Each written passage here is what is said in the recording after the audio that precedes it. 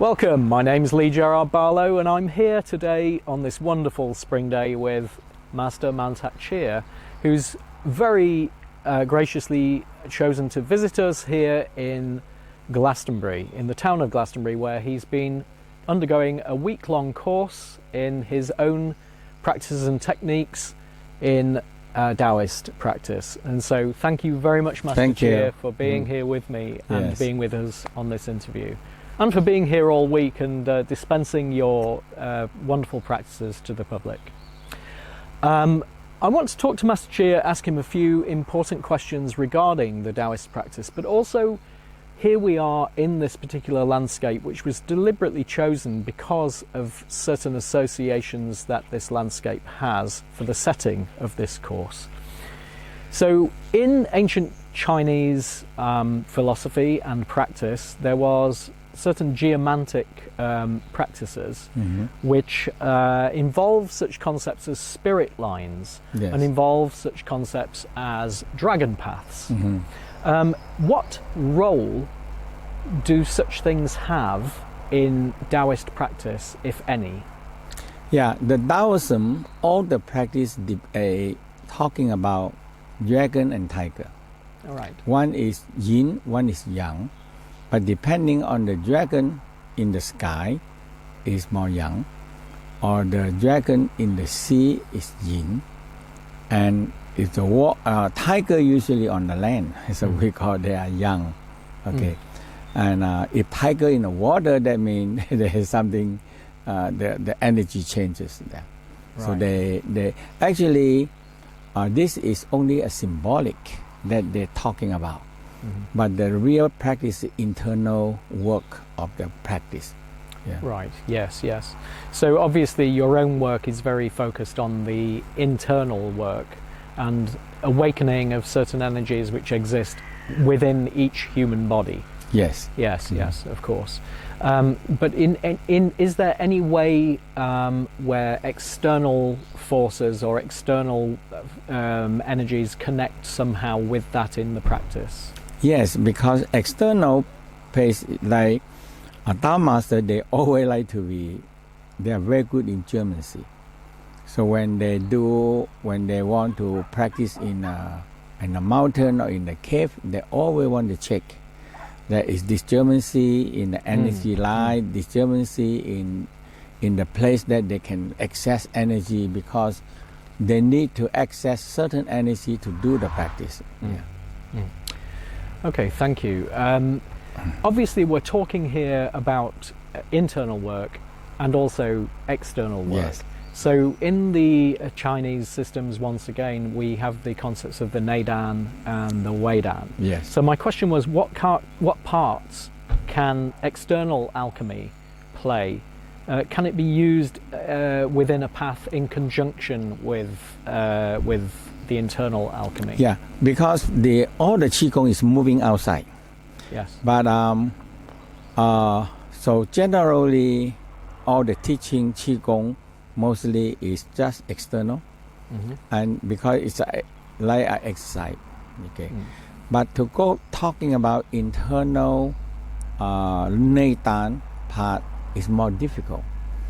But because you have to be a Nei-dan, you have to be standing still, aware of the energy, the earth, the heaven, the star, the planet. That is how this thing is. You need a certain mind set and certain learn how to root into the earth and know how to extend up to the heaven to actually access different energy. Okay. So to the ancients here in Glastonbury, the Glastonbury Tor, which is literally, we're sitting on the south slopes of Glastonbury Tor right now here at Avalon Tor Retreat. The ancients here in England regarded this particular hill, the Glastonbury Tor, as being an axis between the heavens and the earth. So this was very much an important aspect for them. So could you please tell me, what is the purpose of the goal of immortality in Taoist practice for those who can attain it? The immortality is not physical immortality. Right. is the soul and the spirit immortality. Yes. Okay, so that's why the Tao, that means all the people know that the physical has a limit to go up to 100 or 120, 10 or 20 or like that. Or that means in some time, in olden time, that we have a lot of people go up to, in the Tao tradition, they have one of Taoists go up to 252 years old. And written down and have many wives and many children. Yeah. So, but general is the when we are living in this world, and we have organs, and we have the skull, which connected. So the Tao divide the 5 major organs inside us, and the whole emotional, a whole soul and spirit and emotional, negative and positive. And so that's the first step is in the Tao is how can you make sure your internal organ is in the creating cycle. That means they work in a team. But normally when we have 5 major soul and spirit or 5 people stay together, they will, sometimes they have quarrel or fight or problem. Okay, and so when we understand these major organs and try to arrange them in working in a team, and each organ have their own function, and each organ and the skull have their own connection. So that's why when we sit, it depending what we are practice, because we have the opening the orbit and the 5 fusion of 5 elements. So when we're doing the fusion of 5 elements, you started to access each organ, and you started to have the connection to the skull. So the skull we divide, like the back here is blue, the front here is red. So back is like kidney, the front is red, is the heart. Okay, and we have the on the right side there's the liver, on the left side is spleen, and the lungs and the spleen.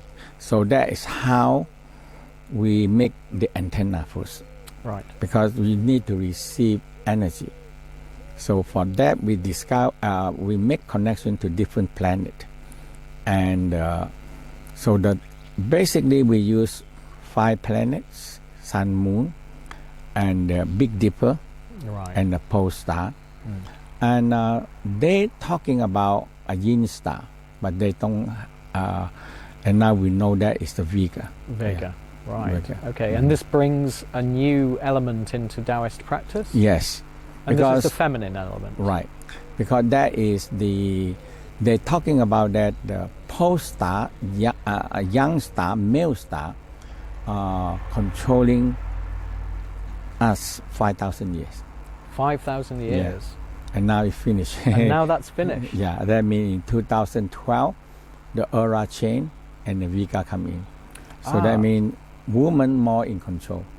I see. Okay. I think woman energy is want more peace. Right. Want have a good family, good peaceful family and the world, you see. So that's why women can play a big role in this. We don't know when we're going to have big war, okay? Yes. And everybody think that we might getting a 3rd World War. Yes. Okay, that is a terrible one. Yes, okay? yes. So that's why hope that the Vega coming in, it can even out this kind of thing. That means women play a big role. So that means all the leader, everybody have a wife. So and maybe have daughter and all these things. So they maybe can influence them. That, okay, don't make war. Let's go home, make love better. Yes. So this brings me on to my next question, which was going to be the future of the world, the future of its inhabitants, of everybody who lives here. Yeah. What part can Tao practice play in the future of humanity? The Tao practice that I teach, nothing involved with religious, only human. Yes. Okay, so that's For the first thing, we say, okay, you have an orbit that you have to open. When you're not open, you get sick, you don't feel good, everything. So now, the whole thing, we're opening the microcosmic. And we teach them yin yang. Try to find everything you do, try to find balance. Yeah. Okay. And that means you think bad. Sometimes you do something bad, it's okay. But you know that I do something not good, not nice. But when you understand that you do something not good, not nice, you have a middle line. So you're not too far from the middle line. So we call yin yang. Okay. So yin puts the yang, yang puts the yin. If the yin too much, they cannot move. The circle don't move. If yang too much, the circle cannot move. So that is how the Tao said, maintaining a yin yang. And that is what when yin put the yang, yang put the yin, everything become more balanced. And let's hope that with these practices and a certain amount of awakening from us as the general inhabitants of this world, that we may actually come to attain this harmony and balance that we need within ourselves and for the world at large. So thank you very much, Master Chia, for being with me today and with us today. Thank you very much. Thank you.